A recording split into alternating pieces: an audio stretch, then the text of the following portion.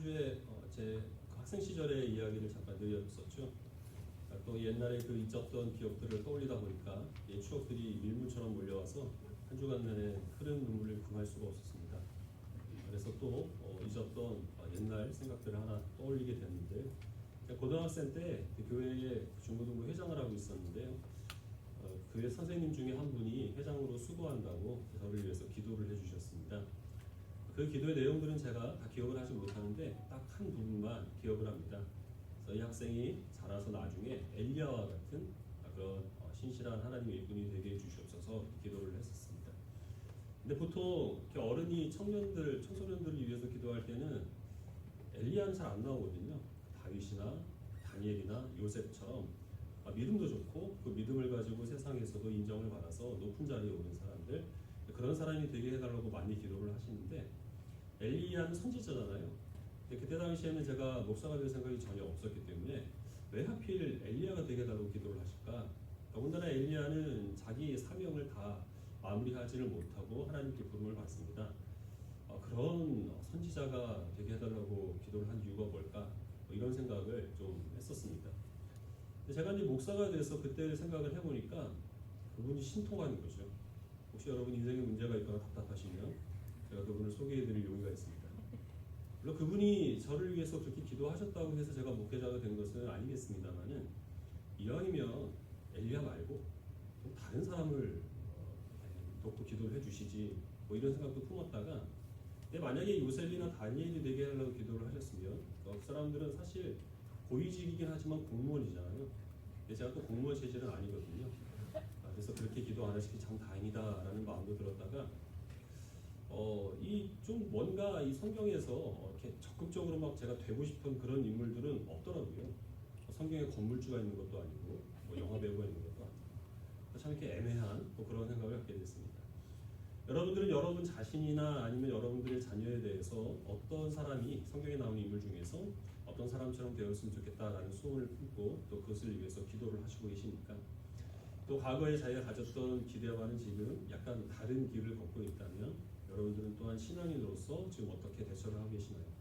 오늘 말씀을 통하여서 이런 부분들을 조금 더 면밀히 살펴보도록 하겠습니다. 지난주 읽은 로마서 8장 26절에서 바울은 우리들이 마땅히 기도할 바가 무엇인지를 알지 못한다라고 말했습니다. 기도할 바를 알지 못한다는 것은 기도를 할 줄 모른다는 뜻은 아닙니다.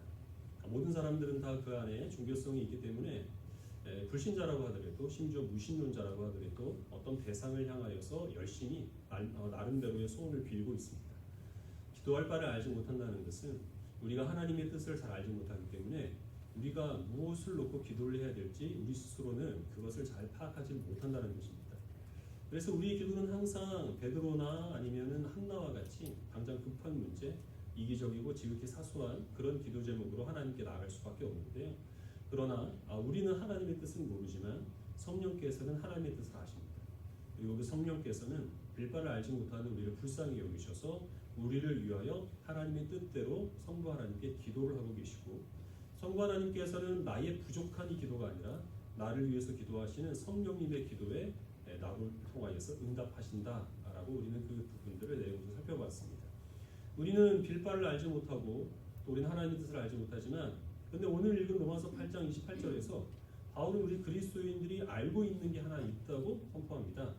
우리가 알고 있는 것은 하나님을 사랑하는 자, 곧 그의 뜻대로 부르심을 받은 자들에게는 모든 것이 합력하여 선을 이룬다라는 이 내용을 하나님께서 우리에게 알게 하여 주셨다라는 겁니다. 예전에 어떤 목사님께서 이 본문으로 설교를 하셨는데요. 그래서 결론은 그렇기 때문에 우리 그리스도인들은 다 한 마음으로 합심해서 협력하여 교회의 선한 일을 이루어가야 한다, 이런 결론을 내셨습니다. 결론 자체는 맞는 말이지만 제 생각에는 그분이 아마 이과생이었던 것 같습니다. 한글로 봐도 이건 그런 뜻이 아니죠. 우리가 합심해서 선한 일을 이룬다는 뜻이 아니라 하나님을 사랑하는 자, 그의 뜻대로 부름받은 모든 성도들에게서 일어나는 일을 통하여 하나님께서는 주님이 원하시는 결과를 이루어내신다는 뜻입니다. 이 세상 만물과 세상에서 우리가 목격하는 많은 사건들, 또 우리가 행하고 말하는 그런 모든 우리의 행동들, 그런 것들을 하나님께서는 하나님의 뜻을 이룰 수단으로 사용하셔서 하나님께서 원하시는 선한 결과를 만들어내고야 마신다, 이런 의미입니다. 바울은 세상 만물이 허무한데 굴복하고 있다고 선언한 바가 있습니다. 그래서 세상은 소망이 없습니다. 사람들은 이 무엇인가 이 옳다고 여기는 것과 선하고 여기는 것들 자기 나름대로의 기준을 두고 또 그것을 추구하며 살아가기 때문에 길을 잃어버리고 또 자기가 원하는 그 선이 가장 합당하고 아름다운 결과를 만들어내지 못하는 것을 늘 알고 있고요. 이런 혼란스러운 세상 가운데서 그리스도인들도 이 혼란과 또 무질서를 바로잡는 것이 아니라 오히려 그 무질서에 또 일조를 하고 있는 그런 현상들을 우리가 얼마든지 확인을 할 수가 있습니다. 그래서 이 세상에서는 사람들의 죄와 또한 사람들이 차지하고 있는 세속적인 권력, 돈 이런 것들이 이 만물을 다스리는 유일한 원칙처럼 보일 때가 너무나 많이 있습니다. 그러나 그것은 우리가 보는 것만 그렇게 보일 뿐 하나님께서는 보이지 아니하는 손길로 하나님의 섭리에 따라 사람들의 죄와 또 그로부터 비롯되는 비극, 탄식, 슬픔, 분노 그런 모든 것을 다 훌륭한 재료로 사용하셔서 하나님께서 기뻐하시는 선한 뜻을 이루어내신다라는 그러한 말씀이 바로 이제 오늘 우리가 읽은 이 말씀이 갖고 있는 내용입니다. 세상을 허무한데 굴복시키시는 분도 하나님이시고 그 허무한 가운데서 구원하시고 회복하시는 분도 하나님이시기 때문에 하나님께서 주권적인 역사로 세상을 다스리고 계심을 이 로마서 8장 28절 말씀을 통하여서 우리 성도들에게 당부하고 있는 것입니다. 이 로마서 8장 28절 말씀을 이해하기 쉽도록 자기의 삶을 예로 들어서 설명한 한 인물이 있습니다. 창세기 50장 15절부터 21절까지 말씀을 한 절씩 읽도록 하겠습니다.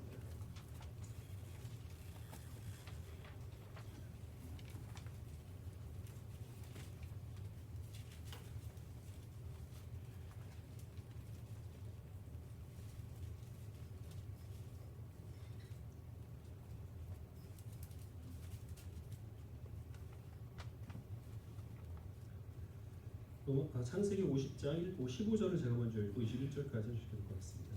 요셉의 형제들이 그들의 아버지가 죽었음을 보고 말하되 요셉이 혹시 우리를 미워하여 우리가 그에게 행한 모든 악을 다 갚지는 아니할까 하고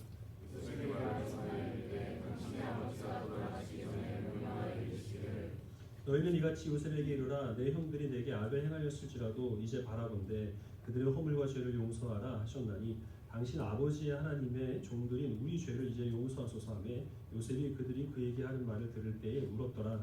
그의 형들이 또 친히 와서 요셉의 앞에 엎드려 이르되 우리는 당신의 종들이니까.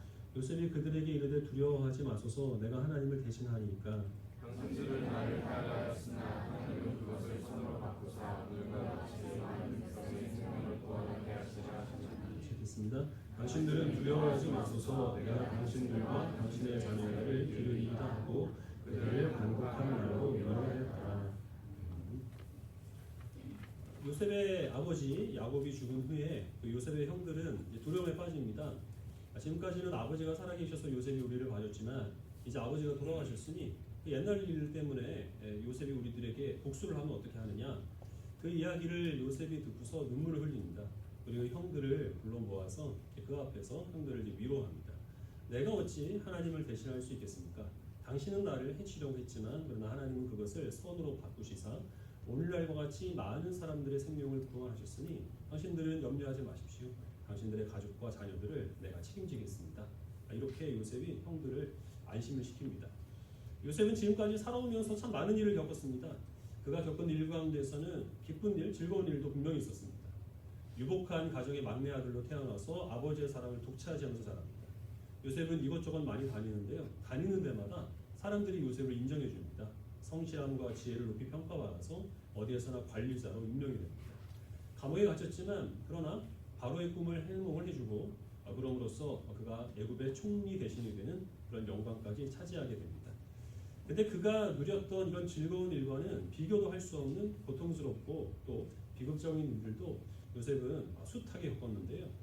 아버지의 그 독차지하는 사랑을 형들이 질투해서 형들이 요셉을 미워합니다. 시기하고 죽이고 싶도록 증오합니다.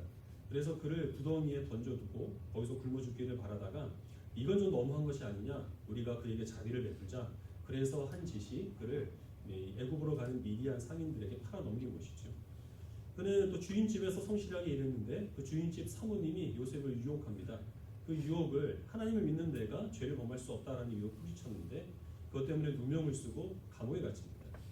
그 감옥 안에서 또 요셉은 술 맡은 관원장의 꿈을 해몽을 해주고 내가 이제 조금 빨리 감옥에 나갈 수 있겠다라는 기대를 품었지만 그 관원장은 감옥에 밖을 나가서 요셉을 까맣게 잊어버립니다. 그래서 요셉은 또 기약 없는 감옥 생활을 해야만 했습니다. 이런 모든 일들을 겪을 때마다 요셉의 마음 가운데는 큰 슬픔, 절망, 공포, 형들에 대한 원망, 증오 그런 것들이 가득했을 것이고요. 무엇보다 이런 문제가 이 발생한 또 원인 가운데 하나는 그 아버지의 사랑을 등에 업고 기세등등했던 기고만장했던 자신의 그 어린 시절의 모습이 있었기 때문에 그는 자신에 대한 자책감 또 수치심 그런 것들로 몹시 괴로운 나날들을 보냈을 겁니다. 그럼에도 불구하고 요셉이 이 형들 앞에서 당신들은 안심하십시오. 당신들의 가정을 내가 책임지겠습니다. 이렇게 말한 이유는 무엇이겠습니까? 요셉이 선해서가 아니라 그 요셉을 통하여 하나님께서 선하신 일을 이루셨다는 사실을 요셉이 믿었기 때문입니다.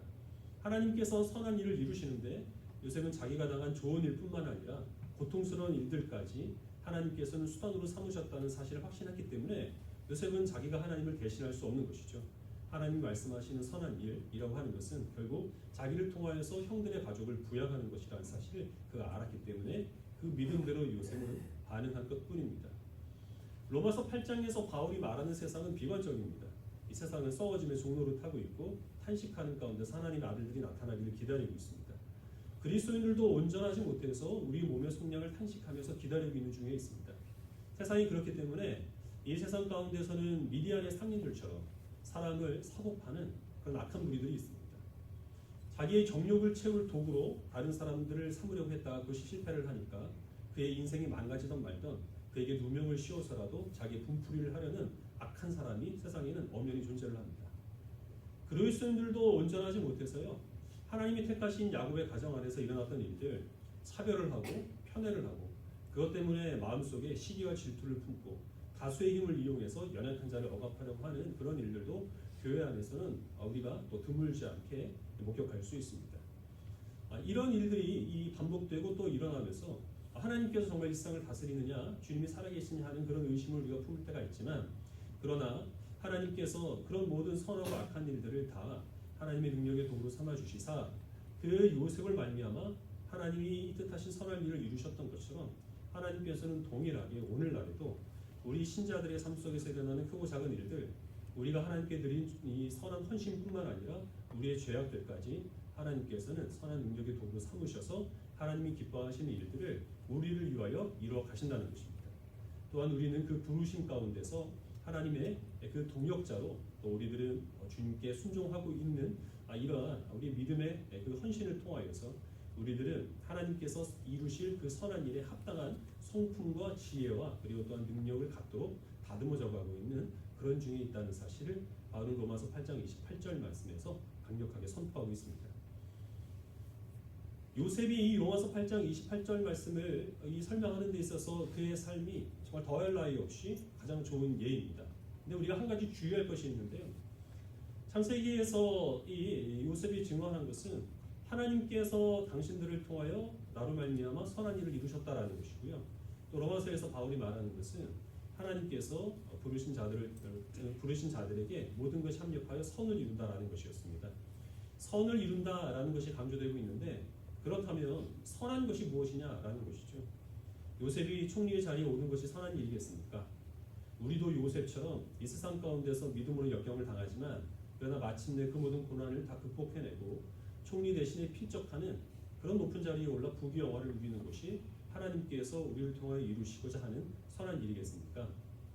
여기에서 많은 그리스도인들이 오해를 하고 있습니다. 요셉이 형들에게 말한 하나님께서 당신들과 나를 통하여 이루신 선한 일이라고 하는 것은 내가 총리가 되었다라는 게 아니라는 것입니다. 하나님께서 요셉을 통하여 이루신 선한 일은 이 시기와 질투와 그리고 분노로 인하여서 이 조각나버린 하나님의 가정을 갈등을 봉합하고 하나가 되도록 회복하신 일입니다. 또한 그 요셉을 총리가 되게 하셔서 그 애굽의 그 그늘 아래 그의 가족들을 보호하여 주심으로 하나님께서 그들의 조상 아브라함과 이삭과 야곱에게 하신 내가 너의 후손들로 큰 민족을 이루겠다라는 그 약속이 이루어질 기틀을 마련하는 것입니다.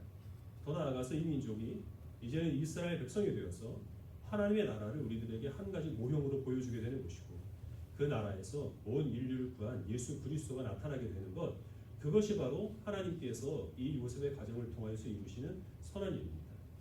하나님께서 요셉을 총리가 되게 하신 것은 그 선한 일을 이루는데 요셉이 총리가 되는 것이 가장 합당했기 때문입니다. 요셉이 총리가 되는 일 자체는 선한 일도 악한 일도 아닙니다. 그가 그 자리에서 어떻게 자기의 사명을 감당하느냐에 따라 그것은 요셉에게 있어서 총리가 되는 것이 선한 일도 될 수 있고 반대로 악한 일도 될 수가 있는 것입니다.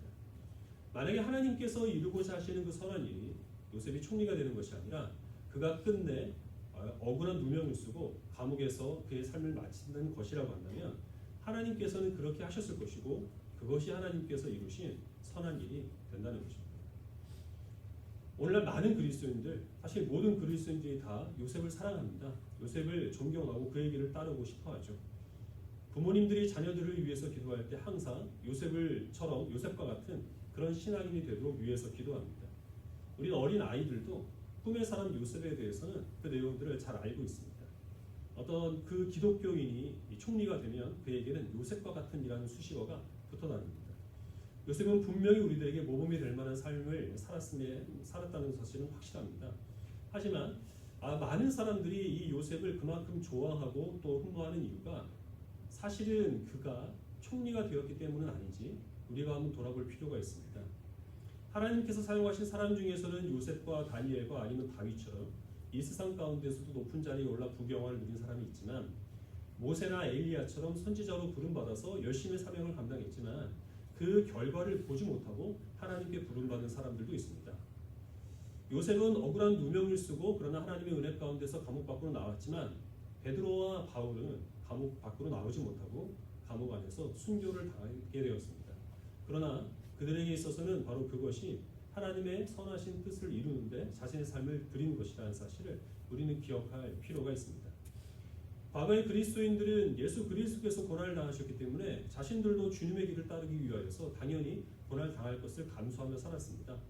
그래서 과거의 그리스도인들에게 있어서 선한 일이라고 하는 것은 하나님을 통하여서 내가 이루고자 하는 일이 아니라 나를 통하여서 하나님이 이루고자 하시는 일, 그것이 무엇이든 그것을 선한 일로 여겼습니다. 하지만 오늘날 우리 그리스도인들은 과거의 그리스도인들만큼 하나님께서 선하게 여기시는 일들을 자신의 삶에 통하여서 이루기 위하여 그것을 인생의 목적으로 삼거나 그것을 위해서 헌신하는 모습이 조금은 부족한 것이 사실입니다. 나를 통하여 하나님께서 이루실 일보다는 하나님을 통하여서 내가 이루고자 하는 일을 선한 일로 여기는 것이 사실 오늘날 많은 그리스도인들이 갖고 있는 선한 일에 대한 개념은 아닌가 하는 그런 생각을 갖게 되었습니다. 우리 말씀을 한 구절로 보겠습니다. 히브리서 13장 20절부터 21절까지 말씀입니다.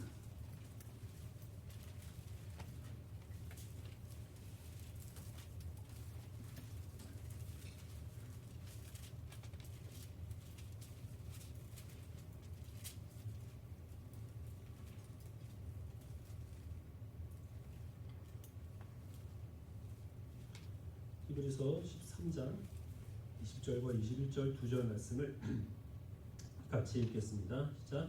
양들의 큰 목자이신 우리 주 예수를 영원한 언약의 피로 죽은 자 가운데서 이끌어내신 평강의 하나님이 모든 선한 일에 너희를 온전하게 하사 자기 뜻을 행하게 하시고 그 앞에 즐거운 것을 예수 그리스도로 말미암아 우리 가운데서 이루시기를 원하노라. 영광이 그에게 세세히 무궁토록 있을지어다. 히브리서 기자가 히브리서를 읽고 있는 성도들을 위하여 하나님께 축원하는 그런 내용입니다. 마지막으로 축복 기도하는 내용인데요. 세번역을 보면 조금 더 내용을 명확하게 이해를 할 수 있는데 세번역에는 어떻게 되어 있냐면 하나님께서 여러분들을 하나님이 이루실 그 선한 일에 합당한 사람들이 되도록 다듬질하시기를 원합니다. 이렇게 되어 있습니다. 다듬질이라는 표현을 썼습니다. 그리고 예수 그리스도로 말미암아 하나님께서 기뻐하시는 일들을 여러분 안에 하나님이 이루시기를 소원합니다. 이제 그런 축원으로 이 히브리서를 이제 마치게 됩니다. 요셉이나 다니엘처럼 믿음도 좋고 그 믿음 가지고 이 세상에서 인정받은 그런 사람들만 하나님께서 하나님의 뜻을 이루는 도구로 사용하거나 하나님께서 주님이 기뻐하시는 일을 이룰 그 동역자로 부르시는 것이 아닙니다. 모든 그리스도인들은 우리가 어떤 처지에 있든지 어떤 형편에 있든지 우리의 믿음이 강건하든지 연약하든지 우리가 가진 것이 많든지 적든지 그것과는 상관없이 모두 다 하나님이 선하게 여기시는 일과 주님께서 기뻐하시는 일들을 이루시기 위하여서 부름받은 성도들입니다. 혹시 지금 자신의 형편과 처지를 돌아봤을 때 정말 하나님께서 나를 통하여서 하나님이 기뻐하시는 일들을 이루어가고 계시는가? 하나님께서 나로 말미암아 합력하여 선을 이루시는가? 하는 그런 어떤 그 믿음을 갖기에는 너무나 환경이 열악해서 그런 하나님의 선하신 그 주권적인 역사를 우리가 의심하는 마음이 있다면 그 이유가 혹시나 우리 인생의 목적과 이유가 하나님이 선하게 여기신 일과 주님이 기뻐하시는 일이 아니라 내가 원하는 일, 내가 많은 것을 누리고 내가 많은 것을 차지하고 내가 하고 싶은 것을 하면서 살고 싶은 그런 인생을 살고자 하는 것이 내 삶의 목적이기 때문에 지금 하나님께서 나로 말미암아 역사하신다는 사실을 우리가 부인하고 있을 가능성이 크다는 것입니다. 만약에 우리가 선한 일을 내가 원하는 일로 여기고 있다면 그것은 결국 우리가 하나님을 대신하려고 하는 교만에서 비롯된 것입니다.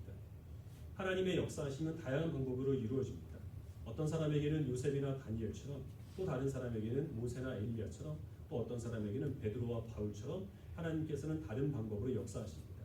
그들의 인생이 다르고 그들이 밟는 그 과정들이 다르고 결과가 다르지만 그러나 공통적인 것은 모든 성도들은 다 하나님의 선하신 뜻을 이루시기 위하여 하나님께서 직접 골라 부르신 하나님의 자녀라는 것입니다. 우리들이 그 뜻을 알아서 하나님께서 부르신 대로 우리의 삶을 통하여 하나님께서 주님이 기뻐하신 뜻을 이루어 주시고 나로 말미암아 하나님이 선하신 일을 이루시는 데 합당한 그런 성품과 자격과 또 능력과 지혜를 갖도록 하나님이 나를 다듬어 주시기를 원하는 그런 마음으로 하나님께 나아간다면 우리는 그것으로서 내가 하나님을 사랑한다는 사실을 입술이 아니라 우리의 삶을 통하여서 거짓없이 고백한다는 사실을 기억하시길 바랍니다. 바울은 로마서 28장 28절 말씀을 시작하면서 우리가 알거니와 라고 그렇게 말했습니다. 우리는 이것을 이미 알고 있다는 것입니다. 성경에서 말하는 알미라고 하는 것은 지식적으로도만 알 뿐만 아니라 모든 삶의 경험을 통하여서 우리가 체험하여 확신하는 것을 의미합니다. 여러분들이 하나님을 사랑하고 있으며 하나님의 뜻대로 부름받아 우리에게 일어나는 모든 일들을 통하여 하나님이 뜻하시는 선한 일을 이루어 가신다는 사실을 알고 계십니까?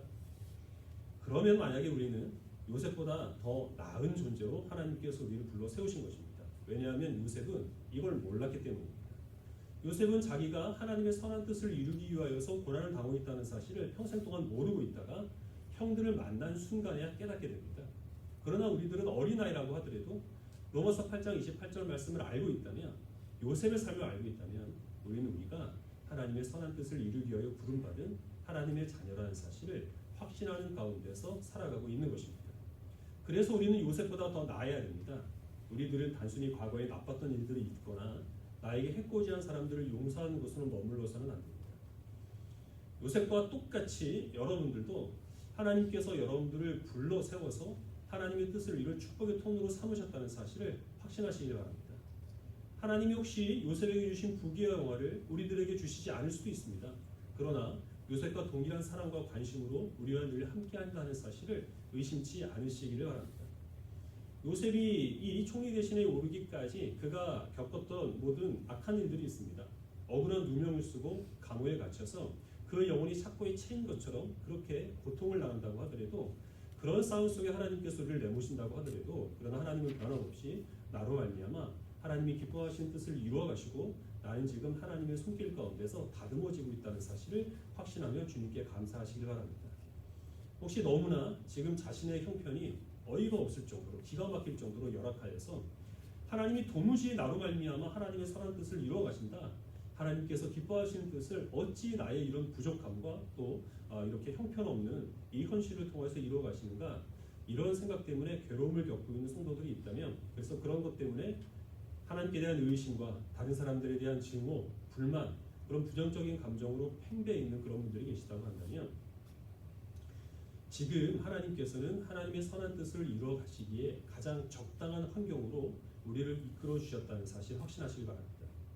그래서 우리가 자신이 보기에는 삶이 불만족스럽다고 하더라도 그건 우리의 자신에 대한 욕심이 클 뿐이지 하나님께서는 가장 우리들에게 만족스럽고 가장 적당하고 가장 우리로 하여금 하나님을 섬기기 합당한 그러한 환경을 허락하여 주셨기 때문에 여기서 조금이라도 더 벗어나는 것은 하나님의 뜻을 이루는데 차질이 생기므로 하나님께서 나를 이 자리에 두셨다는 사실을 기억하시고 우리의 마음에 드는 감정이 아니라 선한 뜻을 이루실 하나님을 믿는 믿음으로 우리들이 어떻게 반응해야 할 것인가라는 것을 면밀히 살펴서 그 믿음에 따라 우리의 모든 처해 있는 상황에 대응할 수 있는 지혜로운 주의 백성들이 되시기를 주님의 이름으로 축원합니다. 아멘. 기도하겠습니다.